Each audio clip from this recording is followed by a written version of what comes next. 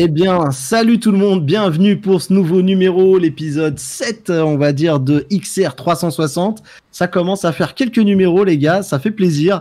On est content de vous retrouver, on vous remercie sur Twitch, en tout cas sur le chat, de votre patience, puisqu'on avait des petits soucis de démarrage, mais tout va bien. Et aujourd'hui, on a une très très belle émission, et on va essayer de faire vite, parce qu'on a déjà perdu du temps, et j'en connais un qui va déjà être vénère, c'est Lenny, qu'on embrasse, hein. On te fait un coup, une bise. Bisous, Lenny. Voilà. On va pas être en retard du tout. Non, je déconne. Et bah, non, on va tenir nos horaires. Très bien. Eh ben, non, je déconne. Je vous propose, les gars, de donner rapidement le sommaire, mais d'abord, je vais quand même saluer tous ceux qui sont là avec moi. Donc, salut Rames, ça va? Ça va très bien. Comment le bilan de santé, on en est où là? C'est bon? Je tout saute toujours. Hein, et voilà. Ben voilà, il y a des choses qui ne changent pas dans ce monde. Voilà. Exactement. Et toi, Louis, comment ça va? Écoute, nickel, hein, comme d'hab, dernier créneau de la semaine, mais bon, ouais. C'est le meilleur avec vous, les gars. Ça fait toujours plaisir de vous retrouver. T'as salué le vigile? Il n'est pas encore passé, mais il arrive. Ouais. Très bien, très bien. En tout cas, moi, j'ai salué ta copine qui m'a dit 7h30, les mecs, vous en êtes où? Il y a encore Louis qui va encore en retard. Donc, on la salue, hein, il va rentrer vite, hein, on va faire vite. Et puis, on finit par le boss des boss, Zazel. Salut, ça va? Salut, ben ça va, impeccable. Impeccable. Impeccable. Un peu cafouillage là sur mon système de régie. Là, faut que je regarde pourquoi ça a pas redémarré tout de suite. Mais en tout cas, je suis plutôt content. Il n'y a pas eu de coupure de stream, il n'y a pas eu tout ça. Donc, let's go, bien. On peut démarrer. Par contre, je me suis aperçu que j'ai pas respecté ce que j'avais dit. J'ai lancé le générique. J'ai lancé le générique. Faute. Du coup, vous allez vous retaper un deuxième générique. Je suis désolé. Allez, Mathieu, je te laisse présenter le sommaire. Ouais, bah écoute. Ce soir, on a un super menu, un menu qu'on a nommé un petit peu le menu No Man's Sky. Vous allez voir, puisqu'on va parler un petit peu de Facebook qui nous ferait une No Man's Sky, on va dire, c'est la rédemption ultime, puisqu'il semblerait que il se passe plein de choses autour des Oculus Quest. Hein. Les rageux de l'Oculus Quest vont être très contents ce soir parce que franchement, Facebook, là, ça fait 48 heures, ils arrêtent plus de parler, les mecs. Et du coup, on va parler notamment de cette fameuse idée du boss de la division réalité virtuelle qui voudrait en tout cas faire des produits qui respectent la vie privée. Et oui, comme quoi tout peut arriver. En tout cas, c'est son pronostic, c'est ses envies.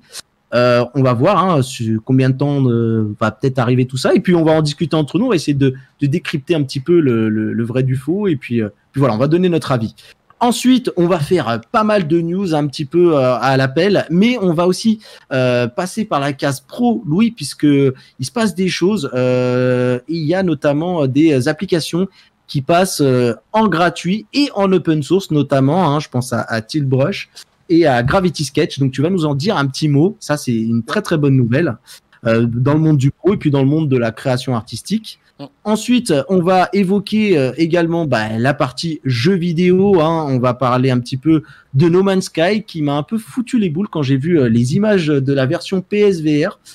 Si on n'a pas ça sur PC, croyez-moi que ça va chier. J'ai pas d'autres mots à vous dire. En tout cas, c'est Rames qui va s'y coller, qui va nous en dire un peu plus sur tout ça. On va parler d'ID Software, on va parler de plein de jeux qui s'annoncent trépidants et intéressants. Et donc, et du coup, voilà, donc plein d'autres choses qui vont nous accompagner ce soir. C'est parti. J'espère que vous aimez le Quest parce que vous allez en bouffer, les amis, croyez-moi. Bon, sans plus tarder, on démarre avec le...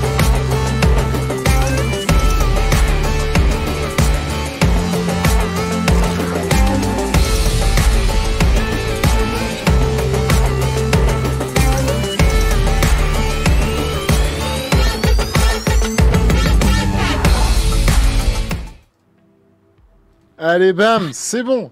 Tu peux prendre. Allez, c'est cool. Bon, alors avant de commencer le premier sujet, on fait un petit tour vite fait sur le chat pour faire un coucou à Bretzel. L'Octop également. À l'Octop, à Arc69, ils sont toujours là, les fidèles. Merci, vous êtes déjà 47. Moi, j'avais pour ambition d'en avoir 100, les mecs. Je compte sur vous pour essayer de rameuter du monde. N'hésitez pas à faire passer la bonne parole. Salut, en parlant de bonnes paroles, il y a un Quentin. Oui, salut Quentin. Quentin, c'est un très très gros youtubeur que j'embrasse et que je salue puisque c'est un gros poteau à moi. Donc voilà, je t'embrasse. Bisous. Et du coup, la bonne parole, j'étais en train de dire, les gars, justement, Mark Zuckerberg, le Quest 2 est en train de devenir le casque VR grand public numéro 1.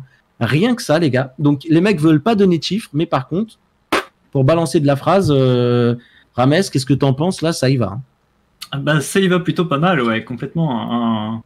Un petit virage, on va dire, de Mark Zuckerberg dans sa communication.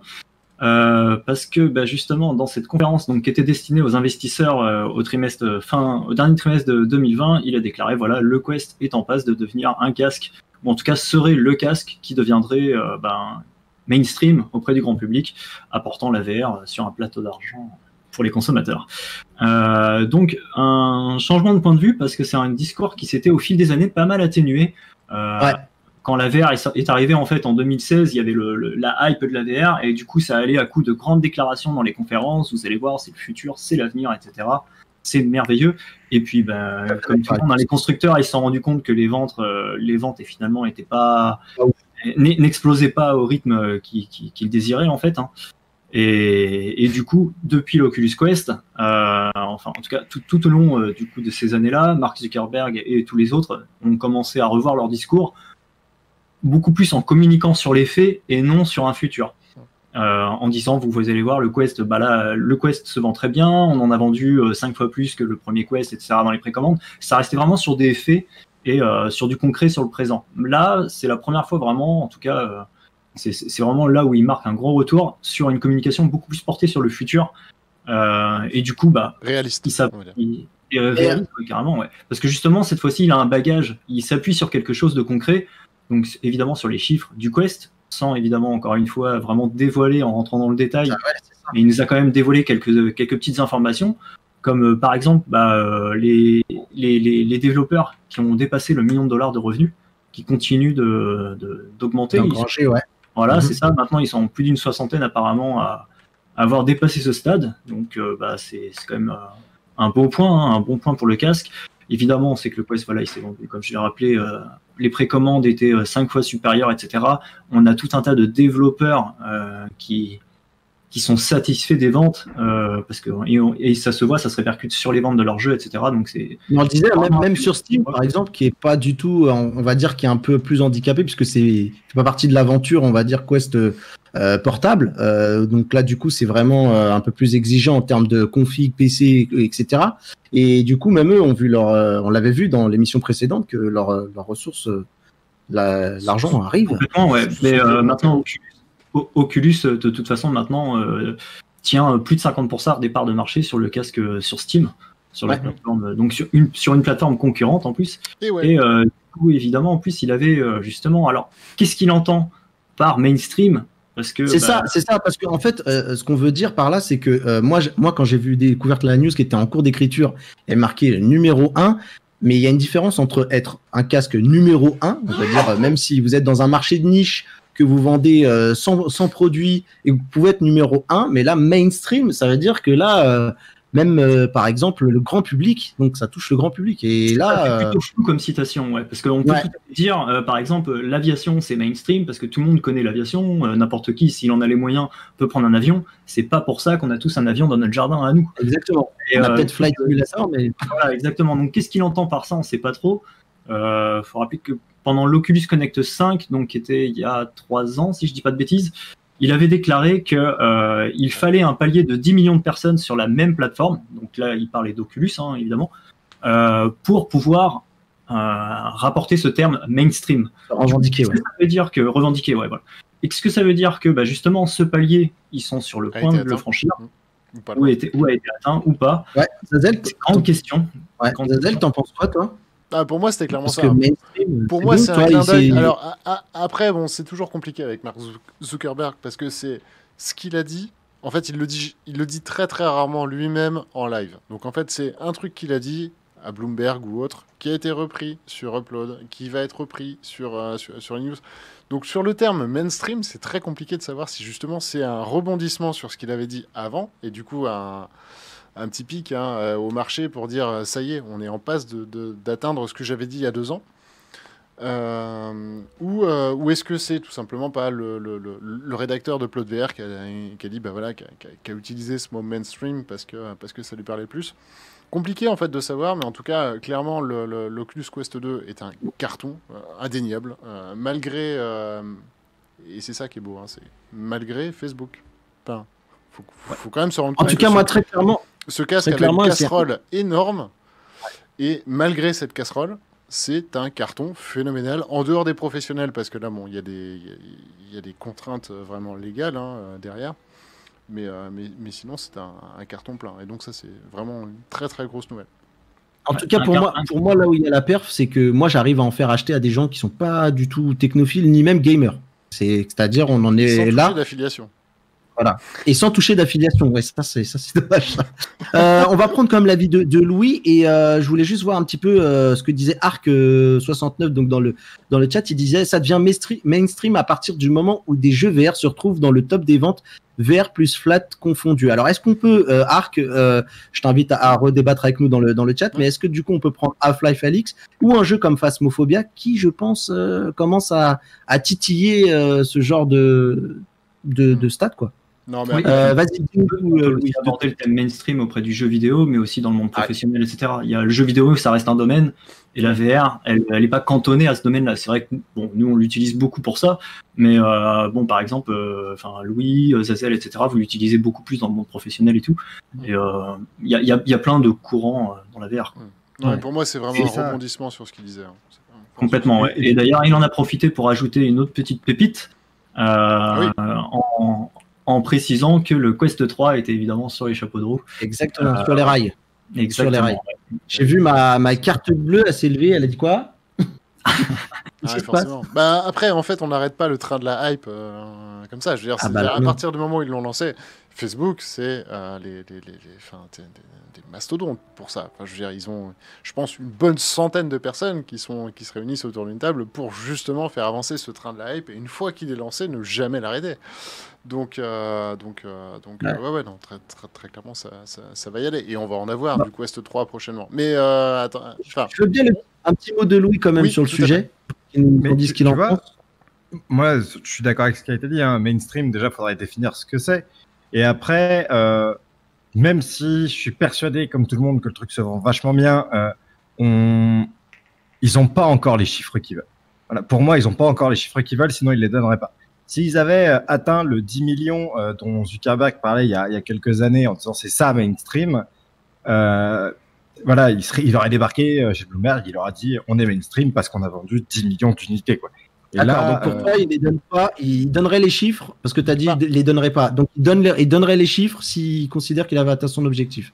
Non, au moins le palier intermédiaire ou au moins arriver au stade qui claque tellement que ça fait que.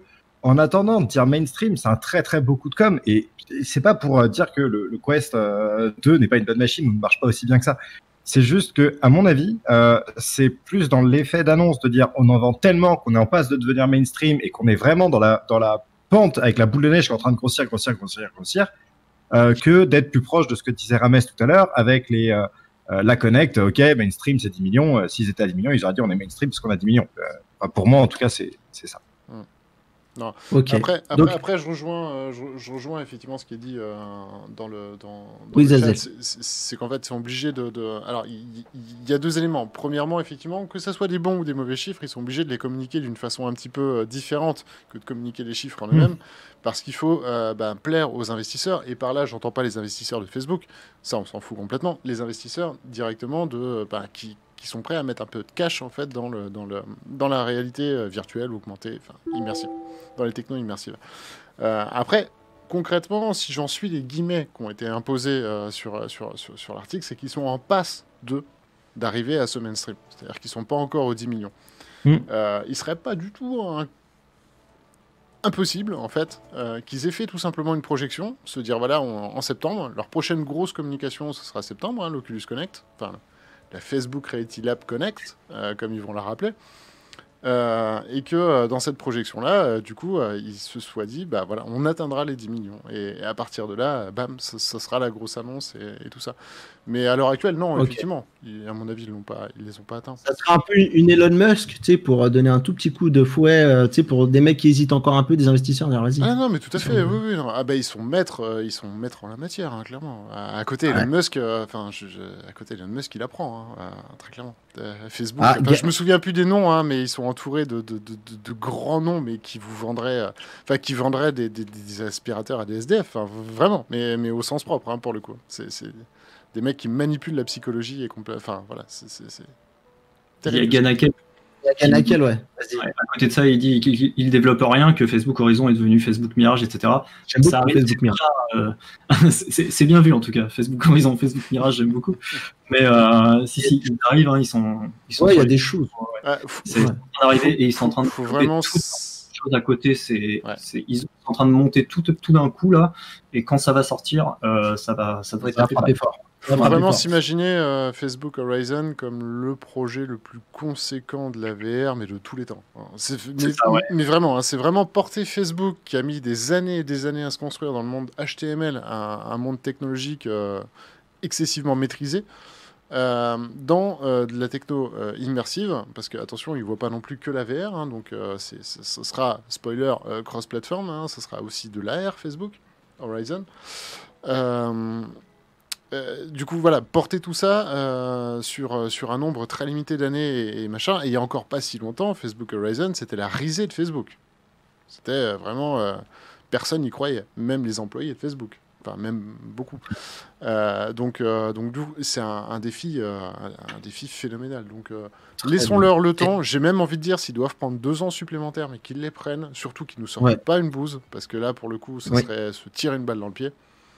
Pour l'instant, moi, de ce que j'en ai vu, voilà, j'espère qu'ils ne le sortiront pas en l'état, qu'il y aura un peu mieux. C'est ça. Eh ben, écoute, je vous propose qu'on termine là-dessus. Et en tout cas, nous, on est très fiers de vous annoncer que la Web TV de TR est en passe de devenir mainstream. Voilà, ça c'est dit. Passons à la news suivante, les copains, puisque du coup, on va parler de Lynx, qui a été faire un petit tour à l'Elysée. Zut. C'est ça ? Mauvaise news. C'est ça. C'est une petite brève. C'est une très très bonne nouvelle parce que alors Lynx, pour ceux qui connaissent pas, s'il y en a encore dans le chat, ce sont des gens qui font des casques MR français. En France, c'est des Parisiens. Ils sont très sympas. Et donc Stan, le fondateur de Lynx, est allé présenter à l'équipe présidentielle le casque. Le casque devrait sortir la courant de l'année. Et donc, c'est plutôt une excellente nouvelle que ce genre de choses, parce que on en parlait juste avant dans les meet-up. En France, on fait plein de trucs absolument formidables avec les technologies XR. Et Lynx fait partie des petites pépites qu'on a sur le territoire sur le sujet. Donc, moi, voilà, je suis ravi de ça. Je suis ravi pour lui et puis pour l'ensemble de la filière. Bon, en tout cas, c'est cool. Et du coup, Zazel, qui avait un petit peu sauté une ligne, va nous parler de Canon qui tease un casque de XR, en fait, on va dire, qui s'appellerait. Je venais de retrouver la photo pour Lynx, mais et effectivement. Yes, oui, bien sûr. Et effectivement, on les salue grandement. La news d'après, écoute, c'était Canon, effectivement, qui tease. Canon, oui, tout à fait, qui tease un casque. Très bonne transition d'ailleurs. Ils disent un Lynx, on va pas s'en cacher, hein, c'est clairement ça. Que ça soit dans le form factor, que ça soit dans ses capacités, que ça soit dans quasiment tout, avec peut-être même 2-3 features un petit peu particulières.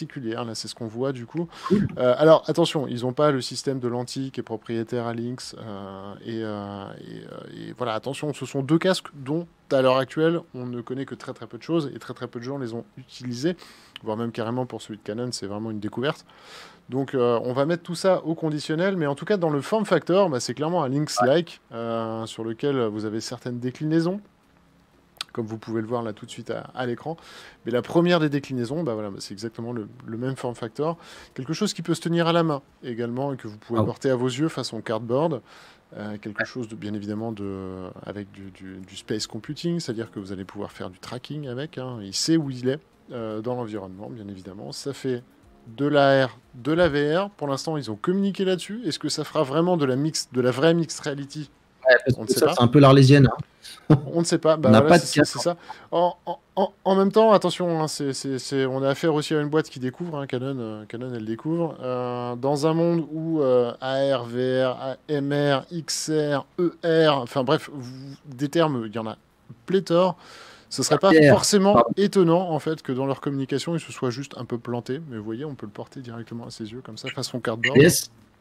En tout cas, l'idée est bonne. Moi, ce qui me fait un peu peur, c'est peut-être le champ de vision. Avec un form factor comme ça. Pour le coup, c'est compliqué. Celui de Lynx s'annonçait du 90, hein, donc il n'y a pas de raison que techniquement ça ne soit pas faisable. La raison pour laquelle ils enlèvent effectivement les espèces d'œillères que vous avez sur le côté, c'est-à-dire que vous n'avez pas quelque chose de fermé, c'est pour une question de motion sickness et une question de... Ça me parle. Pour l'AR du coup, ouais, voilà. Et une question entre guillemets on n'a pas un casque qui obstrue en fait l'intégralité de notre champ de vision. Et puis là on parle du coup, et c'est aussi pour ça que je pense qu'ils se sont complètement plantés en fait dans leur communication. C'est principalement très utile pour la XR, c'est-à-dire le mélange en fait entre les modèles 3D et la réalité, ce que fait Vario, ce que fait Lynx, ce que fera peut-être demain Canon. Donc je pense que c'est juste une très très mauvaise communication et pour moi on a affaire à un concurrent direct en fait de Lynx et Vario, voilà, très clairement. En tout cas, j'ai hâte de voir ce qu'il fait au niveau des lentilles, vu que Canon c'est la photo et tout. Exactement, et ça reste une très bonne nouvelle pour une entreprise qui, façon Bic, voilà, ils sont des entreprises clairement du passé, hein, il y a encore pas si longtemps, ils faisaient encore des Polaroid. Non mais c'est vrai, hein, je crois que leur dernier gros, c'est ça, c'était surfer sur une vague très nostalgique. Donc voilà, voilà, il serait temps que Canon effectivement prenne aussi ce mouvement. Ce serait une très bonne nouvelle, sachant qu'ils maîtrisent effectivement tout ce qui est optique. Donc, c'est voilà. ça. Ils font d'ailleurs des très bons verres pour lunettes. J'ai appris ça, tu vois, que apparemment, voilà, tu veux de la qualité en verre pour lunettes, c'est Canon. Voilà. Et surtout aussi, ça fera un produit sur le marché japonais. Et le marché japonais, il est quand même à différencier pas mal du marché européen, américain et du marché chinois aussi. Oculus vient juste de s'implanter par exemple là-bas, etc. Et Canon au Japon, c'est vraiment un gros géant. C'est quelque chose d'important. On trouve du Canon absolument dans tous les magasins au Japon, quoi. Canon, c'est Canon. Canon, c'est Canon. Canon, c'est Canon au Japon. Voilà. Je vous laisserai méditer là-dessus. Voilà. Est-ce qu'on a tout dit? Qui nous dit il y a un côté futuriste, mais pas cheapos comme d'autres, genre HoloLens. HoloLens, cheapos, je trouve dur, Lenny. Alors moi, je suis d'accord avec Lenny, tu vois. Quand tu vois le HoloLens, c'est vraiment mastoc, machin. Ah oui, non, mais là, mastoc, on a quelque chose qui commence à être... Et puis, voilà, le gros verre avec le tout petit affichage, moi j'ai du mal. Voilà, je suis d'accord avec Après, ça Lenny, dépend si on parle du 1 ou du 2, mais dans tous les cas, quand même, le plastique, les matériaux sont quand même assez nobles. Enfin bon, après, c'est mon avis. Après, voilà, je n'entrera pas dans le débat. Eh ben très bien. Je vous propose que justement on continue d'avancer parce que voilà, on a fait un gros sujet au début et ce serait bien qu'on avance. Et du coup, on voulait vous partager un petit peu avec Zazel un bon plan puisque on a acheté sans le savoir un petit peu presque le même routeur. Si vous avez peu de budget à allouer et que vous cherchez comme moi un point dédié pour faire du Wi-Fi 6 au plus près de votre casque, eh bien voilà, voici le routeur. Alors ce qui est drôle, c'est que donc Zazel, il a la version. Il y a la boîte, moi j'ai le routeur. Voilà, c'est ça. Non mais moi si j'enlève le routeur, il risque de plus rien se passer, c'est pour ça. C'est pas faux. Et du coup, moi j'ai pris le Honor. Voilà, la version Honor en fait qui est exactement la même chose. Hein. C'est le même routeur en fait, puisque on le rappelle, Honor et Huawei Honor était une filiale de Huawei qui a été revendue il y a peu à des investisseurs chinois. Pour ceux qui suivent le monde du smartphone, ils connaissent bien. Et du coup, moi j'ai acheté ce routeur pour une 30aine d'euros sur le site officiel de Honor. Nous on l'a retrouvé avec Zazel sur AliExpress dans ces prix-là actuellement. Donc il faut bien prendre. Par contre, il y a des versions internationales et versions chinoises. On va dire qu'à mon avis, c'est pour pomper les données. Il faut pas vous tromper les mecs. Il faut que ça aille dans les bons tuyaux pour qu'ils récupèrent tout. En tout cas, le gros avantage, c'est le Wi-Fi 6. Et donc Virtual Desktop, ça peut être une très très bonne affaire si vous n'avez pas trop peur et si vous n'êtes pas trop, voilà, vous ne collez pas trop l'étiquette à tous les produits chinois comme des produits espions. Voilà, faut choisir son camp. Moi, de toute façon, j'ai une femme chinoise, donc voilà. Moi, ça y est, je suis parti dedans. Hein, donc, le parti communiste m'appelle régulièrement pour savoir comment ça va, tout ça. Voilà, mais blague à part, moi pour le coup d'ailleurs je te l'ai pas dit Zazel, mais allez peut-être jeter un coup d'œil sur le site. Bon, il y a le lien AliExpress que nous on a trouvé pour ce genre de prix. Ah oui. Et il y a le site officiel. Alors moi je l'avais acheté avant les soldes et j'avais eu la balance connectée. Alors je trouve que pendant le confinement c'était un peu gonflé. C'est depuis la période actuelle. Tu vois, là, je peux te dire qu'autant le routeur il est branché, il est prêt à l'emploi, tout va bien. Je peux te dire que la balance connectée elle est dans son carton, elle n'a pas bougé. Je veux même pas savoir combien je pèse actuellement. Au vu de... Très déplacé, voilà. hein. En plein conflit. Ouais. Et bah ouais, je sais, mais tu vois, pareil, je vante les mérites de faire un peu de sport avec la VR. Je peux te dire que là, FitXR, il m'envoie des messages. Salut, t'as vu, je suis là, je suis installé, tu m'as acheté, t'as vu? Hésite pas, mon gros, hein, hésite pas à me lancer. Hein. Je vous ai mis le lien du coup AliExpress hein, dans le Voilà. chat si jamais ça vous tente. Alors c'est pas un lien sponsor, affilié, machin, tout ça. Non. C'est un pur Là, lien. pour le Ou coup, alors s'il est sponsor et affilié, c'est du journal du geek. Donc voilà, remercier les de notre part, ça fait toujours plaisir. Et puis voilà. En tout cas, clairement, c'est pas le routeur de l'année. On est d'accord. Mais pour l'utilisation VR typiquement de Virtual Desktop, ça fait tout à fait le taf. Pour 30 balles, Exactement. 36, même 40, et j'ai même presque envie de vous dire pour 60-70 balles, c'est clairement un rapport qualité-prix indéniable. Hein. Après, si vous avez besoin de plus, si vous avez besoin d'administrer des ports, si vous avez besoin de gros potentiellement un peu plus que 3 ports LAN, hein, parce qu'attention, il est quand même assez limité, hein, vous avez que 3 ports LAN.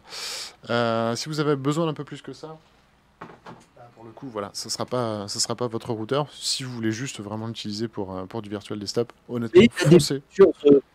Il a des features connectées, il y a une application, alors bien sûr qui n'est plus disponible sur le Play Store vu que Honor et Huawei ont vécu le ban des US, donc faudra télécharger l'APK, il y a un lien pour que vous puissiez l'avoir. Donc il est quand même administrable, ils annoncent qu'il monte jusqu'à 3 gigas sur les ports. Donc moi par contre je suis en Wi-Fi 6, je suis à 1002.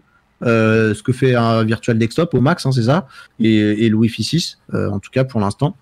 Donc voilà, en tout cas, oui, on l'a dit, il n'est pas exceptionnel, mais il fait le café. Et à la limite, c'est un peu ça au prix qu'il est, c'est exceptionnel. Carrément. Voilà. Et je vois un message de Darkwolf là qui réagit, donc salut déjà Dark, et qui explique que Mox sur le Discord, donc un membre du Discord OTR, l'a testé, approuvé dans tous les sens, etc. Et du coup, si vous prenez un routeur Wi-Fi 6, n'hésitez pas à vous rendre sur Discord. Il y a une section pour vous dépanner si jamais vous avez un peu de mal à paramétrer votre routeur et Virtual Desktop, etc. Yes. Il y a une En grosse tout cas, session voilà, Virtual Desktop pour tweak à mort le soft et bénéficier de tous ces avantages au maximum. Ça s'est bien vendu, bravo. Eh ben écoutez, en tout cas, il fonctionne bien, il fait le taf. Allons-y, continuons les amis. J'ai eu un petit cran d'arrêt, excusez-moi. Et on va du coup parler d'une rapide news qui m'a fait plaisir. C'était notamment. Bah ouais, c'est rare. Alors c'est pas celle-ci, hein. C'est pas celle-ci, monsieur. Comment ça? Vous sautez les lignes. Eh oui, parce qu'on voulait parler du Japon qui utilise la réalité augmentée pour sensibiliser les enfants sur les dangers des inondations ultra rapides. En fait, très rapidement, c'est un petit tweet que j'ai vu passer. Et pour le coup, ça donne de quoi montrer peut-être des cas d'usage auxquels on n'aurait peut-être pas pensé. Et pour montrer comme quoi la réalité augmentée, ça sert pas qu'à jouer qu'à Pokémon Go. Donc, du coup, je trouve que c'est une superbe idée. Et puis c'est une bonne nouvelle puisque justement Rames disait juste avant que le marché du Japon est encore un petit peu fébrile face à la VR et peut-être l'AR. Et pour le coup, ça fait une bonne raison de pousser les gens à tester ce genre de technologie. Ouais, voilà. Après, ça va dans le sens de la formation. Là, pour le coup, effectivement, c'est de la formation purement grand public, mais ça reste vraiment sympa. Bon, faut savoir que chez eux, par contre, réside un principe de. Enfin, ils ont une formation Earthquake, tremblement de terre, voilà. Oui, tremblement de terre. C'est ça. Obligatoire tous les ans dans les salles de cours et autres. Donc, est-ce que ça vient remplacer cette formation ou est-ce que ça vient être un élément supplémentaire? C'est pas mal porté sur, en plus, alors non seulement les tremblements de terre, mais aussi sur les raz-de-marée. Par exemple, quand il y a eu le tremblement de terre à Fukushima, etc., il y a eu aussi une très grande vague qui est arrivée et ils ont beau être prêts, etc., on n'est jamais à l'abri d'un accident. Non, mais autant les habitations pour les tremblements de terre, ça va, autant pour les inondations. Parce que vous allez au Japon, si vous restez un mois au Japon, vous allez vivre un tremblement de terre. C'est très fréquent. C'est fou, d'ailleurs. Moi j'y étais, j'en ai raté un, mais on voyait aux informations qu'il y en avait un qui était en cours. J'y ai été plusieurs fois, à chaque fois je me fais des tremblements de terre. Tu trembles. La première fois ça choque et puis après on s'habitue, quoi. C'est complètement banal, quoi. C'est un truc de ouf. Eh ben écoute, mea culpa, chef, j'ai effectivement sauté la news donc que tu allais embrayer, c'est tout à fait de ma faute, excuse-moi. Non, Et c'est du pas coup, grave, t'inquiète pas. Louis va nous parler de Google qui en ce moment continue de mettre au cimetière certaines innovations qu'ils mettent en place et Tilt-Brush, mais pour le coup, Je trouve dur. bah, Passer open source et mettre au cimetière, c'est quand même deux choses différentes. Non, mais le fait. chez Loon, tu sais, les ballons qui étaient censés interconnecter tout le monde, qui a été mis au cimetière, donc en fait je faisais un peu le parallèle, mais Non, il mais l'abandonne. Mais pour le coup, là, j'allais rebondir et j'allais dire, finalement, c'est le genre d'abandon qu'on aimerait voir plus souvent, qu'ils le rendent open source. Mais vas-y, Louis. Bah, après, c'est ça en fait. Là, il y a deux infos pour les créatifs. Puis ceux qui veulent essayer, et vraiment, c'est des applis à mettre sur des casques parce que c'est super fun à utiliser et il faut essayer au moins une fois. C'est TiltBrush donc de Google devient open source et Gravity Sketch devient gratuit. Yes. Ça, c'est le cœur de la news et c'est cool. Par contre, en fait, il faut voir un poil plus loin que Google abandonne TiltBrush en le passant en open source. On est content parce qu'on va pouvoir jouer avec et puis ça va pouvoir continuer de vivre. La mauvaise nouvelle de ça, c'est que Google jette le gant. Ça y est, c'est terminé en tout cas pour quelque temps. Les cardboards, ils ont viré. C'était Daydream, ça y est, c'est viré. Et ils ont viré il y a quelques semaines leur système d'assets 3D qui était Poly. Ouais, ça. Poly. Ils ont viré Poly et maintenant ils virent TiltBrush. Ils veulent plus rien avoir à faire avec la VR pour les quelques années qui viennent. Donc ça, c'est plutôt la mauvaise nouvelle. Après, ça fait des logiciels qui vont tomber, qui vont être faciles à avoir. On peut faire des trucs super sympas. Voilà, si vous voulez en apprendre plus. Mais du coup, c'est cool qu'ils le rendent gratuit, tu vois. Ça serait bien. Lequel TiltBrush, si on peut À l'avoir partir du moment où il est open Ah bah, source, ça y est, c'est bon. Il est open source, il est gratuit. Ah oui, c'est vrai. Ouais, Ok. Ça y est. Et Il est sous donc, si vous licence voulez- MIT, je crois. Hein. Ils ont gardé l'MIT dessus. Oui, c'est bien possible. En tout cas, voilà, on peut le récupérer, Oui, oui, l'utiliser, et peut-être le tweaker un peu. Donc ça, c'est plutôt cool. Ouais. Ça va être cool Et de voir. voilà, donc si le sujet vous intéresse, je vous conseille deux petits trucs. D'une part, hier à l'Experto qu'on en a parlé, donc il y a une petite vingtaine de minutes sur le sujet de débat. Et si vous voulez voir un peu ce qu'on peut faire avec ce genre de truc, allez voir ce que fait Mao sur la chaîne, parce que voilà, il vous montrera un peu le truc que vous saurez faire dans 200 heures après avoir pratiqué un peu. Quoi. Yes. D'ailleurs, j'ai oublié le nom de l'émission de Mao. C'est quoi déjà le nom? L'atelier immersif. L'atelier Ouais, immersif. Ouais. Et allez voir, franchement, c'est ouf ce qu'il fait. C'est complètement fou. Ouais, c'est de l'art. C'est Moi, très je suis bon. fan. J'adore. Je suis Pareil. vraiment fan. on est Et fan. derrière, bien joué à toi, Ganakel, parce que du coup, tu faisais partie du troisième opus de l'épisode. Vous étiez sur. Alors, c'était pas TiltBrush, du coup, c'était Medium, si mes souvenirs sont bons. Non, Medium. Alors, il y a une question. Ah, pardon, excuse-moi, je t'ai coupé la parole. Non. En fait, je voulais être un petit peu moins dramatique par rapport à Google sur le fait qu'ils jettent l'éponge et machin. Ouais. C'est notamment Algadian aussi tu vas répondre aussi un peu à Algadian qui dit pourquoi ils abandonnent maintenant alors que le marché. Ouais. Alors en fait, concrètement, c'est juste que c'est pas leur, ça leur sert à rien ça leur sert à rien d'essayer de monter des plateformes qui existent déjà, de faire des softs qui, de toute façon, voilà, il y a des mastodontes dont c'est le business, genre Adobe, créer en fait des softs comme ça, la suite Adobe, hein, tout le monde connaît cette marque, c'est Photoshop, c'est Premiere Pro, c'est After Effects, c'est eux qui trustent le game. Et on sait que eux vont dessus. Voilà, ils y vont, c'est parti. Pareil pour Daydreams, aucun intérêt pour Google d'aller faire une énième plateforme différente en plus de celle d'Android, alors qu'on sait très bien qu'à un moment donné, ça va se réunifier. Oui, c'est ça. Et puis, ils ont pris des claques sur pas mal de sujets. Tu vois, les Google Glass, bon, on sait tous ce que c'est devenu. Daydream, c'est ce que tu dis. Ils se sont fait bouffer par Android parce que c'était plus facile et plus dans un terme d'utilisation. Voilà. Il y a un mot sur Google par rapport à l'innovation. Vraiment, ils ont pris énormément de retours d'expérience en fait des Google Glass. C'est qu'ils se sont pris effectivement un tollé phénoménal sur un truc qui n'était même pas de leur faute. Jamais ils n'ont vendu les Google Glass au public. Jamais. Jamais, jamais, jamais. La presse s'est emballée. Alors, c'est Google. La presse s'est emballée. Exactement comme Facebook pour les datas. Hein. C'est une GAFAM. Ils ont le monde entier dans leurs mains. Ils vont pouvoir nous faire n'importe quoi. Et machin. Et donc, la presse s'est emballée. Les investisseurs se sont emballés. La presse spécialisée, forcément. Les visionnaires se sont emballés. Et machin. Et d'un coup, le produit sort. Et on a quoi? Un petit écran qui vient afficher quelque chose dans votre champ de vision, quoi. Et là... incompréhension générale d'un truc qui n'a jamais été vendu par la société en elle-même qui produisait. Enfin bref. Donc les Google Glass en fait sont de nouveau de retour sur le marché, très clairement, parce qu'elles servent un but bien précis. Elles servent tellement un but bien précis et uniquement ce bien précis que si vous voulez en avoir, il va falloir vous soumettre au formulaire d'inscription de Google, soumettre votre projet, être bien certain que les lunettes soient adaptées à votre projet. À partir de là, vous pourrez tout simplement payer. Je crois même qu'elles sont moitié prix par rapport à leur... Enfin, voilà. C'est en gros, voilà, si vous avez un véritable besoin, Google vous aidera. Si vous n'avez pas un véritable besoin, Google vous enterrera parce que vous avez enterré son projet. Voilà, en gros, c'est à peu près l'idée. Hein. Ouais, tout à fait. Donc voilà, donc tout ce qui tourne autour de cet écosystème, des nouveautés, des innovations et des machins, Google est extrêmement frileux maintenant. Et surtout, il ne va pas aller sur les plateformes d'Adobe, typiquement sur le dessin. Tiltbrush était très très bon. Google a aussi une grosse refonte de sa façon de penser. Elle l'a fait un petit peu à la Microsoft, qui fait du libre depuis des années maintenant, à qui ça a apporté énormément de bien. Donc voilà, je pense que... Voilà.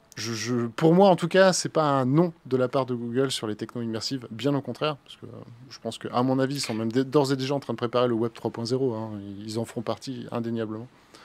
Donc, vas-y, Louis.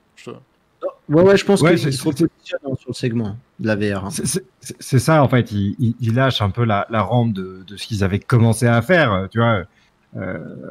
Typiquement, les cardboards et tout ça. Mais par contre, ouais, ils vont travailler en sous-main, pas en sous-main, mais en deuxième ligne. Ils vont travailler sur le Web 3.0, ils vont travailler sur toute la partie intégration des techno XR dans le web, de comment est-ce qu'on fait du collaboratif. Moi, je serais assez peu étonné de les voir débarquer sur le collaboratif, par contre, en enrichissant la suite Google, tu vois, peut-être pour conjurer le sort de la plateforme de réseau social de Google qui a jamais marché. Par contre, de sortir une belle appli qui fonctionne bien un peu à la Mozilla Hubs, mais version Google, qui serait intégrée avec ton environnement Google Drive, enfin ce que veut faire Microsoft avec les HoloLens, c'est l'intégration dans Office 365. Voilà, mais un truc comme ça, là, ouais, et ça je pense que c'est dans les cartons, mais je pense que pour le reste, ils vont lâcher un peu le truc parce que tu l'as dit, les concurrents sont trop gros. Je crois que j'ai déçu ça en parlant de Microsoft et de libre. Alors, je vais juste... Tu lui réponds pour... Je vais juste, en fait, pour ceux qui sont vraiment dans l'informatique et qui s'attachent à ce genre de propos, ils ont raison, Microsoft ne fait pas de libre, il fait de l'open source. Voilà, c'est deux choses différentes. Le libre et l'open source sont vraiment deux choses diamétralement opposées. Voilà. Vous avez le payant, vous avez l'open source et vous avez le libre, voilà, qui sont vraiment deux choses différentes. C'est devenu un gros acteur de l'open source. Hein. Mais Microsoft, en fait, ça peut faire rire beaucoup. Attention, effectivement, ça peut faire rire beaucoup, mais ils sont sur tous les fronts en matière d'open source, et je peux vous assurer que tous les contributeurs open source à l'heure actuelle remercient Microsoft de près ou de loin, hein. Clairement. Et là, je parle de gens qui bossent dedans. Après, quand on voit Microsoft comme un peu le méchant de service, on va dire, il y a sans doute derrière une stratégie qui lui va bien, mais très clairement, voilà, dans les faits, c'est comme ça. Ou le fait de vouloir se refaire une image, et on le reverra dans une... On fera un parallèle avec une news toute prochaine. Une news qui va arriver en bas, il faut qu'on avance parce qu'il ne reste pas beaucoup de temps et on a le gros débat du moment. Oh merde. Alors, du coup, il reste 5 minutes, là. on va parler un petit peu de jeux, du coup, puisque on va parler d'ID Software, ce fameux éditeur de jeux. Ouais, alors je vais faire très vite sur ID Software. ID Software, c'est quoi? C'est la licence Doom, Doom VFR, donc du coup qui était déjà sorti en 2017, si mes souvenirs sont bons. Édité par Bethesda, ID Software vient de balancer une demande de classification. Vous savez que dans certains pays, ils sont obligés de faire une demande de classification publique. Une demande de classification publique, donc pour un jeu VR avec moult violence, un impact assez violent, un langage modéré, pas de nudité par contre, pas de drogue, donc on colle plutôt bien à l'univers de Doom. Est-ce qu'on n'aurait pas un Doom VFR 2 qui sortira? On sait que ça sortira pour 2021. En tout cas, c'est la date estimée. Attention, Covid oblige, ça peut prendre un peu de temps. Mais en tout cas, on n'est pas à l'abri de voir un Doom sortir en 2021, ce qui ferait du bien, franchement. Ouais. Voilà. Moi, j'aime beaucoup cette licence. Moi, j'aimerais bien qu'ils arrêtent de nous ressortir des fourneaux les trucs qu'ils ont déjà fait, mais bon. Bah, après, s'ils nous font, tu vois, exactement la même chose qu'ils ont fait avec le dernier Doom sur PC en flat et qu'ils nous font la même qualité en VR, on va se fendre la gueule. Ça va ouais, surtout. Carrément. Mais même Doom VFR n'était pas si mal que ça. On a eu Vecanum sur la chaîne qui avait plutôt apprécié. Non, mais il y a déjà des trucs avec la communauté, enfin avec ceux qui font les adaptations. Là, c'est quoi, Dr Beef, je crois? C'est ça, Rames? Je parle sous ton contrôle. C'est ça, pardon, j'ai le micro. Ouais, c'est Dr Beef. Il me fait peur là. Moi aussi, ouais, je voulais lui répondre. Il y aura du caca, pourquoi pas. Bon, mais oui, c'était Dr Beef qui s'était occupé du portage de Wolfenstein et de Doom 3 là récemment sur Oculus Quest. Et il s'attaque déjà à d'autres projets encore. Ouais, tout à fait. Donc, j'aimais bien ce côté-là et que les autres nous sortent un peu des nouvelles licences, un peu de rafraîchissement. Mais bon, c'est pas grave, c'est Doom, c'est la base. Bah, c'est un petit peu ce qu'on avait dit, 2021, ça risque d'être l'année du portage aussi à côté. Ouais. Et franchement, pas forcément mal d'ailleurs. Du coup, Rames, tu vas nous parler de Pistol Whip 2089. Ouais, rapidement en fait, parce que Pistol Whip, donc jeu de tir et de rythme, vous devez tirer sur des petits personnages qui pop à l'écran sur le rythme de la musique. Mieux vous tirez, plus vous êtes précis et par exemple vous faites des headshots, etc., plus votre score est élevé et plus vous visez en rythme avec la musique sur le tempo et plus votre score est encore plus élevé, etc. Ça se déplace les joueurs se déplacent pas, c'est le jeu qui vous déplace, vous êtes sur un tapis roulant. Et du coup, il vient de se mettre à jour sur le PlayStation VR qui n'avait pas encore reçu la mise à jour 2089, qui apporte en fait un mode scénario. Avant, Pistol Whip, c'était juste de la musique et du tir. Maintenant, il y a un mode scénario. Alors, le mode scénario réinvente pas du tout le jeu. C'est juste que maintenant, on va avoir en fait une voix off qui va nous parler, etc. pendant qu'on joue. On va avoir des petites séquences entre les phases de jeu avec style BD, on va dire. Vous allez avoir des petits artworks, etc. avec du texte. C'est plutôt bien fait, après c'est tout en anglais, donc les personnes qui parlent pas anglais comprendront pas, mais bon. Le plaisir du jeu est toujours là, et ce qui est impressionnant, c'est que les développeurs, sans changer leur gameplay, arrivent quand même à réinventer un peu leur jeu, quoi. Et ça, c'est quand même un bel effort qu'ils nous font là. Ça rajoute donc 5 niveaux, si je dis pas de bêtises, normalement c'est ça, 5 niveaux, dont le niveau 2, que je vous souhaite bon courage pour le passer, il est particulièrement éprouvant. Ouais. C'est un jeu assez physique, Et vous savez, comme d'habitude, à chaque fois, des nouvelles armes, des nouveaux skins, etc. Et du coup, voilà, ça y est, c'est en ligne sur PlayStation VR. Et c'était la dernière plateforme à être visée. Et les développeurs préparent encore du futur contenu qui sera encore une fois gratuit. Parce qu'à chaque fois, avec Pistol Whip, la bonne nouvelle, c'est que c'est gratuit, les DLC. Tout à fait. Voilà. Alors, il n'y a jamais personne qui fait une vidéo en fond vert en portant un tutu. Il y a des volontaires ou pas là? Ça a été fait, Mr. Hudson. Si tu recherches sur YouTube, tu devrais trouver. J'ai été tombé sur une vidéo là-dessus.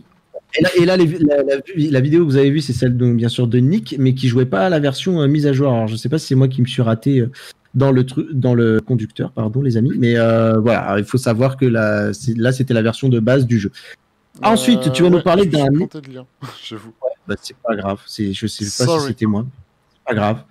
Mais c'est pas grave, on va parler d'escape game français sur Rift, c'est ça? Oui, tout à fait, ouais. Alors, c'est Alone in Outer Space, donc c'est un escape game qui est développé par... ouais, désolé pour l'accent. C'est un escape game donc, qui est développé par des Français, un tout petit studio, et du coup, je voulais juste en fait en parler, parce que je l'ai testé, c'est plutôt sympa, et du coup, si vous savez pas quoi faire et que vous aimez bien les escape games, c'est plutôt pas mal réalisé. Alors, c'est du low poly, les interactions, etc. Tout ça, c'est plutôt basique, mais les énigmes sont entre le simple, j'ai envie de dire, et en même temps, il faut quand même se creuser la tête un petit peu, un minimum. Donc, c'est plutôt ça qui est sympa. Après, voilà, c'est vraiment accessible. Ça se joue en solo. C'est vraiment mon seul regret, c'est ça, c'est qu'on puisse pas y jouer en multijoueur. Comme la plupart des escape games où vous pouvez aller, vous savez, quand vous allez dans un studio, etc., dans la vraie vie, je parle, vous avez en général du temps un temps qui vous est imparti. Et là, ça va être en fait 3 scénarios qui durent 30 minutes au maximum. Vous avez 30 minutes pour résoudre le mystère, l'énigme, et ça se passe dans l'espace. Et voilà, c'est plutôt bien réalisé, ça coûte pas très cher, c'est moins de 10 € si je dis pas de bêtises. C'est sur le store Oculus, mais sur le store Oculus Rift, ouais. Alors, je crois pas que ce soit prévu pour Quest, je me rappelais plus. Je me rappelle Link, trop. Ah bah en mode Link que tu pourras, et puis bon, très clairement, c'est un jeu qui, à mon avis, pourra être porté derrière sans problème. Hein, mais, ouais, carrément, ouais. Non, mais c'est plutôt bien, c'est plutôt bien réalisé, et voilà. Si vous aimez les escape games, foncez, c'est du tout bon. C'est cool. Et en parlant de jeux bien réalisés, je sais pas si on peut dire ça pour la news suivante, mais No Man's Sky surprend sur le PSVR et sur la PlayStation 5. Exactement, ouais. No Man's Sky, donc développé par Hello Games, un studio qui revient de loin. Je sais plus la date de sortie de No Man's Sky, mais ça commence à être assez ancien maintenant. Et c'est un studio, quand il avait sorti le jeu, s'était fait rouler dessus par les joueurs, à juste titre d'ailleurs, parce que la promesse apportée, salut Wire, je vois dans le chat, je te dis bonjour. La promesse qui était promise, enfin la promesse n'était pas du tout cochée lors de la sortie. Et du coup, le studio s'est quand même retroussé les manches pour nous livrer un jeu finalement qui fourmille de contenu, c'est impressionnant.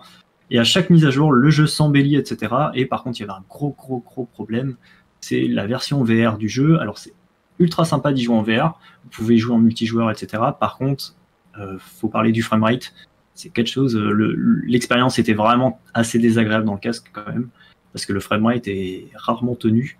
Et ça alias beaucoup, ça pixelise, enfin bref, ça saccade, etc. C'est pas super. Et il y a eu un patch récemment. Alors pour la version PC VR, malheureusement, ça n'apporte pas grand-chose. Par contre, pour les gens qui sont sur PlayStation VR, s'ils ont une PS5, là c'est vraiment impressionnant. Il faut vraiment regarder les images. Il y a Upload VR, on fait une petite vidéo de gameplay, etc. Ouais, c'est super impressionnant, franchement. Même sur PC, à la rigueur, j'ai presque envie de dire que j'ai presque pas vu souvent une fluidité aussi folle en fait. On a là vraiment l'impression d'être sur un autre jeu, quoi. On dirait les vidéos qu'on montre à l'E3, tu sais, qui après sont totalement bullshitées. C'est ça, ouais, complètement. Alors, pas sur la qualité des graphismes, genre tout ce qui est texture, etc., on reste en dessous de la version PC. Par contre, en termes de performance, de fréquence d'affichage, c'est vraiment impressionnant, quoi. C'est un game changer, quoi. Yes, là, ça donne en tout cas franchement, rebranchez-le, remettez la galette dedans et faites-vous plaisir parce que là, ça tourne. Yes.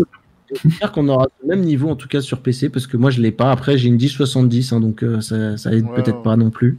Ouais, de ce que j'en ai vu, ça change pas beaucoup de la version PC quand même. Bah, pour le coup, de quoi en termes de fluidité, je pense. Ouais, le PSVR n'est pas vraiment supérieur, on va dire, à la version PC quand même. Ouais, mais non, on parle vraiment de la je parle vraiment de la fluidité en fait du jeu. Par exemple, quand tu quittes une planète, etc., quand tu quittais une planète, ne serait-ce que quand tu te promènes dessus, mais s'il y avait beaucoup d'éléments affichés sur la version PC, si tu vas sur une planète qui est avec de la végétation, etc., ça rame à fond. Ouais. Et quand tu décollais de l'atmosphère ou que tu re-rentrais justement sur la planète, donc soit pour aller dans l'espace, soit pour atterrir, tu sentais que là le PC il souffrait un petit peu le temps d'afficher et de charger les textures. Et là c'est incroyable à quel point on ne s'en rend pas compte. C'est du jeu date parce que maintenant nous avons les 3080, les 3090. Il va falloir que je les retente ces jeux-là d'ailleurs, hein, comme ça, parce que il y a Fallout, Skyrim, Skyrim, du coup Virtual Go l'a refait il y a pas longtemps, et No Man's Sky, ouais. Il y a Arc 69 qui dit bizarre, ça tournait bien chez moi, donc du coup j'ai envie de dire ouais mais on n'est pas tous comme toi Isazel, on n'a pas tous des 3090, désolé. Hein. Ouais, c'est quand même un jeu, voilà, il y a beaucoup de gens qui se plaignaient d'avoir de mauvaises performances. Et malheureusement, on avait beau essayer de baisser la résolution, de faire tout ce qu'on voulait, ça change rien. Vous pouvez le mettre à fond, vous aurez les mêmes perfs que si vous le mettez en low, quoi. C'était pas hyper opti en effet. C'est une très bonne nouvelle d'ailleurs qui garde. Parce que par contre, côté immersion, vraiment sympa ce jeu. On finira par un petit tips de Monsieur Hudson qui dit il faut cligner des yeux pour augmenter le framerate. Le GPU haut de gamme du pauvre. C'est vrai. Voilà. Petit tips gratuit comme ça. Merci Monsieur Hudson. C'est fatigant, mais ça marche. Allez, et on termine. Ah non, il nous reste encore une news gaming rapidement. Alors, j'ai un Youpi Tergrad, oui, qui arrive. Oui, c'est le fameux jeu. Oui, c'est ça. Bah oui, tout à fait. Alors, le petit jeu de grappin à la russe, l'espèce de Spider-Man russe, du coup. Plutôt bien foutu. Alors moi, vous le savez, j'aime beaucoup le cel shading. Je trouve que c'est une DA qui colle bien vraiment au jeu en VR. Ça permet comme ça de pas taper trop fort, pardon, sur le pros ou la CG. Et puis en même temps, voilà, de se donner un petit peu cet aspect bande dessinée. Donc c'est intégralement à faire en mode grappin, ce jeu. Vous pouvez retrouver d'ailleurs le replay sur la chaîne secondaire. Et la bonne nouvelle, c'est qu'il arrive sur Quest aujourd'hui. Voilà, aujourd'hui même. Voilà, normalement, d'ici quelques heures, parce que c'est toujours... non, même pas, non, c'est déjà fait, il est déjà 20h30. Donc normalement, si vous allez sur le Quest Oculus, le store Oculus Quest, pardon, vous devriez pouvoir le trouver. C'est un bon petit jeu de grappin, moi j'avais bien aimé. C'est pas très très long, du coup j'en avais fait un petit peu moins de la moitié en 2 heures et des bananes. Comptez 5 heures à peu près de gameplay, max, je pense. Mais voilà, par contre, grosse rejouabilité en mode speedrun pour le coup sur ce jeu, et ils ont même fait un time attack derrière, donc attention, vous avez des maps qui sont là, une dizaine de maps je crois, et des maps qui vont par la suite arriver pour le côté vraiment speedrun du jeu. T'as le prix? Non, t'as jamais les prix, toi. Ah, j'ai jamais les prix, moi. Je sais pas. Il est gratuit. Non, mais comme t'as le compte développeur, enfin t'as le compte de presse. Il est gratuit chez moi. Je ne sais pas. Eh ben écoute, on va laisser aller voir sur le store. On est désolé, mais il faut qu'on avance, il faut qu'on termine, et comme par hasard. Vas-y, je donnerai le prix dès que je l'ai dans le chat. T'inquiète pas. Si tu arrives à le trouver, c'est cool. Du coup, je vous propose qu'on attaque le débat, les amis. On a très peu de temps pour laisser la place à Lenny. Lenny qui vient de nous prévenir, qui vient d'arriver chez lui. Écoute, on va essayer de faire au plus vite. Le débat. On était large en fait. Attendez. Il y a une news qu'on a zappée. Ah. On a zappé une news qu'on avait commencé à traiter avec Louis hier. Il y en a plein qu'on a. Ouais, mais cette news-là, elle vaut de l'or. Vas-y. Vas-y, je t'en prie, c'est toi le chef. Un petit jeu du cœur qui s'appelle I Expect You to Die, dont on sait que le numéro 2, je ne sais pas si vous connaissez, mais en tout cas, le numéro 2 arrive, donc c'est Shell Games derrière. Aux commandes, le numéro 2 arrive normalement pour 2021. Je dis normalement parce que bon, c'est toujours ces années-là. C'est la promo du jour aussi, sur le premier, sur le store. Également, c'est ça, c'est en regardant le prix des stores que je me suis rappelé de ça. I Expect You to Die, c'est pour le coup un puzzle, un escape game slash puzzle slash énigme slash humour à l'anglaise. Vous incarnez un agent secret, voilà, c'est ça, un agent secret avec beaucoup d'humour.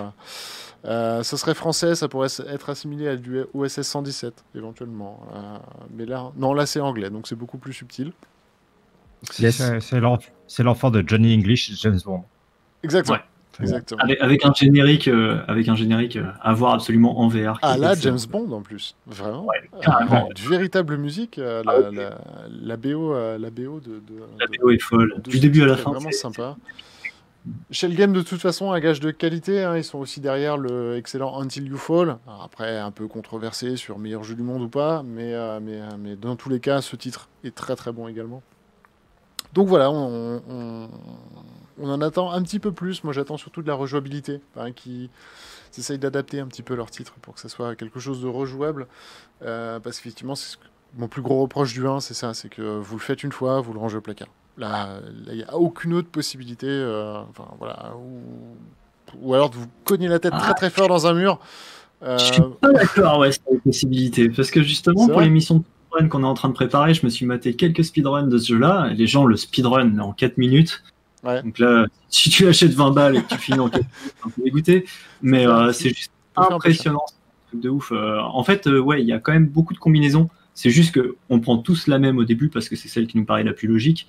Mais à y réfléchir, en fait, il y a moyen à chaque fois, quand tu vois les gars qui font leurs vidéos de speedrun, tu découvres des nouvelles façons de faire. Tu fais d'accord, je pensais même pas que ça c'était possible. Je l'avais, mais même pas imaginé, quoi. Okay. Et il y a quelque chose à voir, quand même. Mais du coup, est-ce qu'il y aurait un réel intérêt à ça en dehors de chercher à break le game, ou alors ils n'ont pas assez communiqué dessus, je pense. Je pense qu'ils n'ont pas assez communiqué dessus, effectivement, ouais. Du coup, sur le 2, moi, ce que j'attends, c'est vraiment ça. Qu'ils mettent la max là-dessus, du level design. Carrément, ouais. Voilà.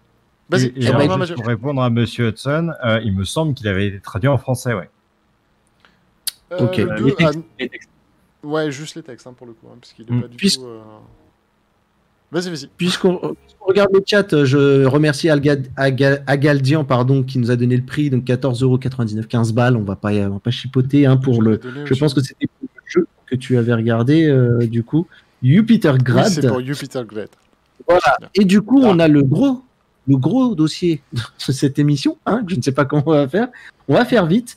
On va parler des propos de Andrew Bosworth, qui est le patron, on va dire, de la division réalité virtuelle chez Facebook, et qui dit que Oculus doit devenir un modèle de la protection des données utilisateurs. Alors, je vais juste poser rapidement le truc, en fait. C'est qu'il constate qu'en fait, de plus en plus, les gens sont prêts à sacrifier la qualité d'un produit pour plus de confidentialité, plus de respect de la vie privée. Et Facebook en a fait les frais. Je pense que c'est un constat qui est assez juste. On est prêt. On peut faire juste même le parallèle entre WhatsApp, notamment là, qui subissait un petit peu le bad buzz, et les gens ont migré vers Signal. Alors, je sais pas s'il y a un downgrade de qualité, mais très clairement, je pense que ça peut faire écho à ce type de constatation. Et du coup, ils sont sur un chemin qui va prendre un petit moment. Alors, on va pas attendre la semaine prochaine, on vous dira pas ça dans les news la semaine prochaine, mais de faire des produits Oculus. Donc là, on parle bien de produits Oculus qui doivent devenir un modèle de protection des données d'utilisateurs. Et je vais donner la main un petit peu à Louis, le pauvre, qui a peu parlé depuis un petit moment. Qu'est-ce que tu en penses, Louis, de tout ça? C'est assez ouf. Alors,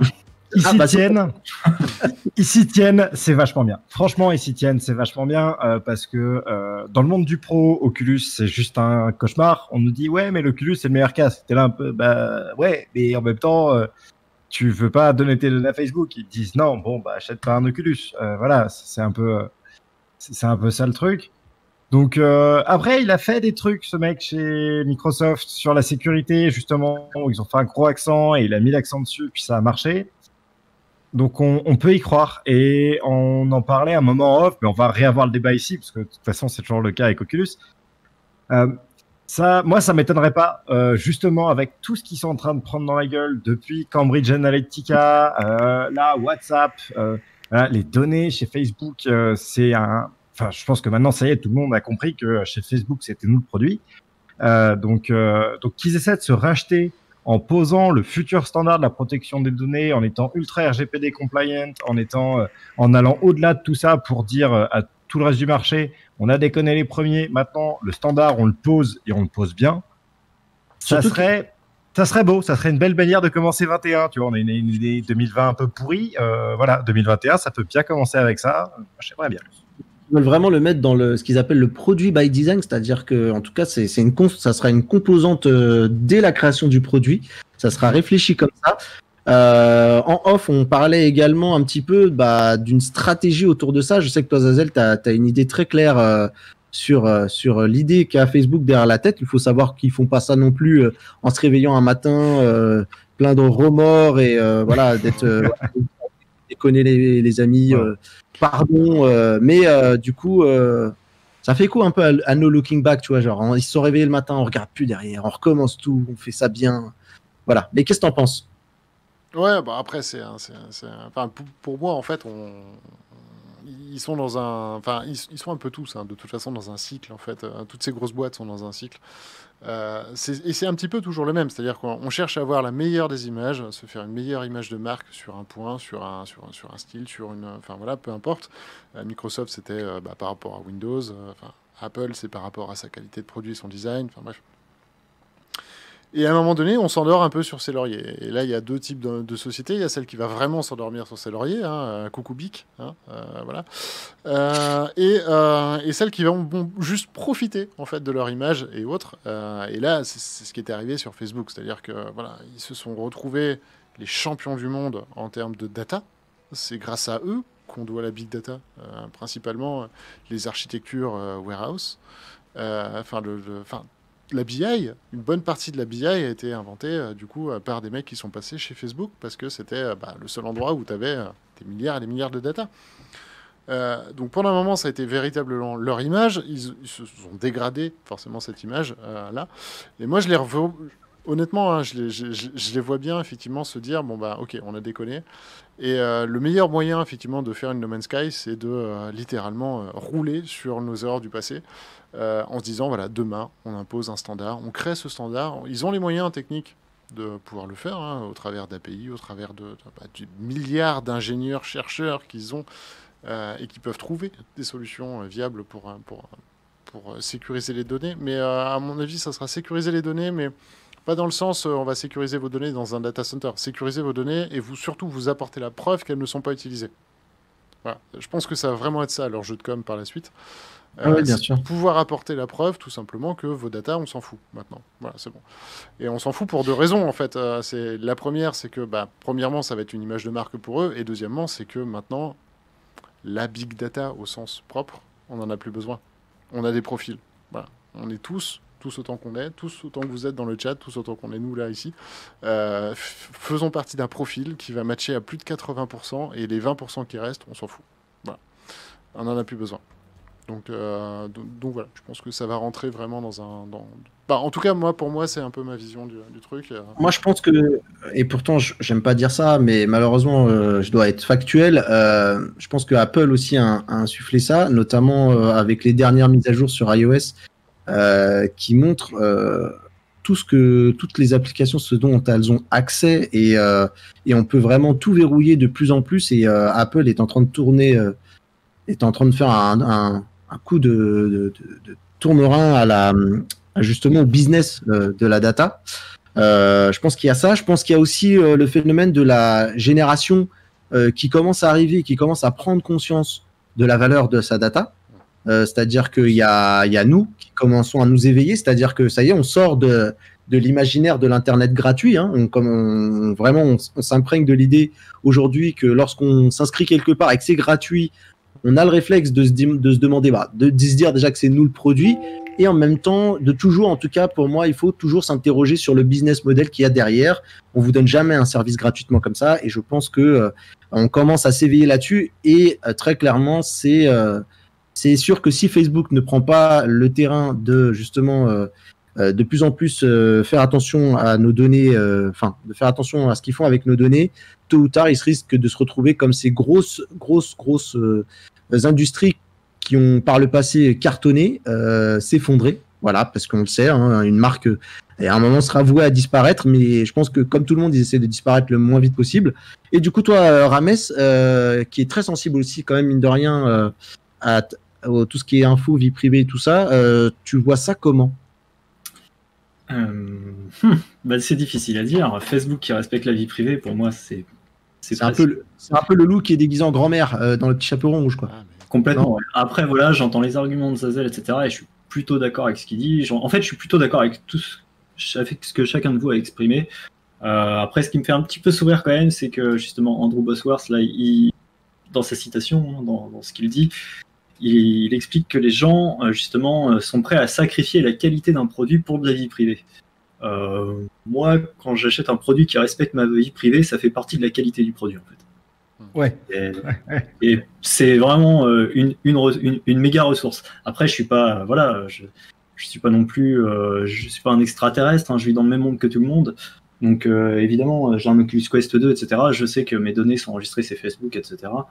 Maintenant, si Facebook pourrait justement prendre soin de mes données et éviter d'en faire un petit peu tout et n'importe quoi et que ça sort de leur champ de contrôle, ça m'arrangerait déjà dans un premier temps. Et ensuite, si on me dit que ces données sont entre guillemets respectées, ce qui ne nous empêche pas de faire du business, on peut tout à fait faire du business avec des données privées, mais qui se retrouvent anonymisées sur le chemin, et c'est tout à fait possible, c'est tout à fait faisable. C'est une obligation, et elles le sont. Ouais, voilà, maintenant, c'est ça, c'est que c'est devenu, ça devient une obligation aujourd'hui. Enfin, entre guillemets. Ce qui serait dommage, c'est de basculer dans le. En fait, c'est une obligation technique. Effectivement, je rejoins Louis sur le fait que selon les pays, c'est pas une obligation. C'est une obligation en France, c'est une obligation en Europe d'une façon générale. Voilà, mais si ça sort de l'Europe. Voilà, mais c'est une obligation technique. C'est-à-dire qu'en BI, enfin, je veux dire, tu ne pourras pas dire Jean-Michel, il a tout ça en data, voilà. Enfin voilà, c'est une obligation. Ça dépend. Ça a été tout le scandale Cambridge Analytica, il est là-dessus. Hein. Tout à fait. Il est sur le fait que. C'est aussi pour ça qu'ils se sont retrouvés. effectivement. Ouais, mais c'est aussi pour ça qu'ils ont fermé 2 data centers depuis qu'ils ont arrêté, tu vois. c'est que enfin, ils les ont pas fermés, ils les ont recyclés. Mais ce que je veux dire, c'est du coup, ça consomme beaucoup moins de data, quoi. Cambridge Analytica, qu'il faut comprendre, c'est que c'est des données qui ont été utilisées, des données de Facebook, en fait. Cambridge Analytica n'est pas Facebook, hein, mais c'est par le biais de Facebook, bien sûr, et Facebook a été pointé du doigt pour cette gestion de données un petit peu trop liberticide et pas assez contrôlée, qui a donné ce big événement qui résonnera encore pendant très longtemps. Malheureusement, on n'a pas beaucoup de temps. On va devoir un petit peu clôturer parce que voilà, je pense qu'on est pile dans l'heure, mais en tout cas, ce que je voudrais dire, c'est qu'il faut peut-être pas non plus bannir le business de la pub, parce que le business de la pub permet à des gens qui ont peut-être pas forcément les moyens de tous payer pour pouvoir profiter de certains services. Ce qu'il faut, c'est avoir des alternatives payantes pour ceux qui peuvent, en tout cas, ne pas vouloir leur donner, et en tout cas ceux qui prennent la pub, essayer d'avoir un traitement un peu plus respectueux, tout en ayant de la pub. Voilà, l'un n'est pas compatible avec l'autre. Moi, je voudrais juste rajouter un petit point on clôturera là-dessus. Et pour le coup, seul l'avenir nous dira si j'ai raison ou pas de le voir comme ça. Mais en tout cas, il y a de plus en plus quand même d'indicateurs qui vont dans ce sens-là, que ce soit du côté de Google ou de Facebook, que cette fameuse bulle des data, de la pub ciblée, de regarder, on sait tout sur tout, regarder, enfin, on n'est vraiment pas à l'abri que dans 1 ou 2 ans elle explose, en fait, tout simplement. Et malheureusement, ce sera avec perte et fracas, hein, pour le monde dont tu parles, le monde de la pub, le monde des annonceurs, le monde des, enfin voilà. Ouais. Parce qu'à l'heure actuelle, moi j'en suis persuadé, on a des annonceurs qui se font littéralement avoir. Par Facebook, par Google, qui vendent du rêve. Enfin, je sais même pas si c'est Google ou Facebook qui vend du rêve, ou si l'humanité complète, enfin si les GAFAM ont réussi à je sais pas, bénéficier d'une aura de Superman, parce qu'à l'heure actuelle, j'ai vraiment l'impression que Google ou Facebook pourraient vendre n'importe quoi, tellement l'aura est énorme. Enfin, voilà. Non, Google ne sait pas ce que vous mangerez ce soir et s'en contrefou. Mais par contre, pour les annonceurs, on a vraiment l'impression qu'ils ont ça en tête. Donc, pour moi, on a une bulle spéculative qui va juste exploser. Exploser pour 2 raisons. Hein, parce que la croissance économique, du coup, chute. Voilà. Le premier truc qui prend, c'est les pubs. Voilà. Et puis parce que Facebook a l'air de se rediriger sur le fait de se refaire un petit peu une santé là-dessus, et parce que Google perd tout simplement ses ingénieurs là-dessus au niveau de la pub. Cherchez sur Google, hein, vous retrouverez différentes missives d'anciens employés de Google qui vous disent que tout ça c'est que du flan. À l'heure actuelle, c'est pas entendu, c'est pas écouté, c'est pas machin, et pourtant ce sont ceux qui ont monté ces services-là qui prennent la parole. Donc voilà, on se dirige vers un peu une bifurcation là-dessus, et un peu une démystification, quoi. À mon sens, je pense que très bizarre. Avoir du recul par rapport à tout ça, essayer quand même de garder la tête froide, mine de rien, et de faire quand même attention. Voilà, pour moi, c'est très bizarre, ce qui s'est passé. Hein, c'est qu'on est passé à un stade de on s'en fout complètement des datas, on ne parle plus qu'à ça, ils ont le pouvoir, ils savent ce qu'on mangera demain, ils connaissent tout mieux que nous sur notre vie.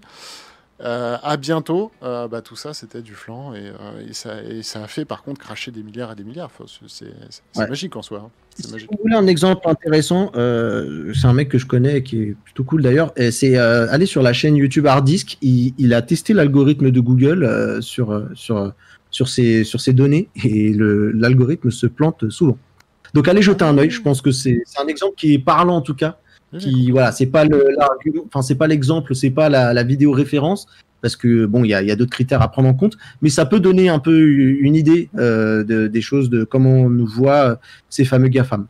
Je suis obligé d'arrêter là, malheureusement. J'ai vu les données, les infos de Monsieur Hudson là sur les 20 millions de téléphones français piratés, c'est 553 millions de numéros piratés par un hacker. Là, on parle de piratage aussi. Donc,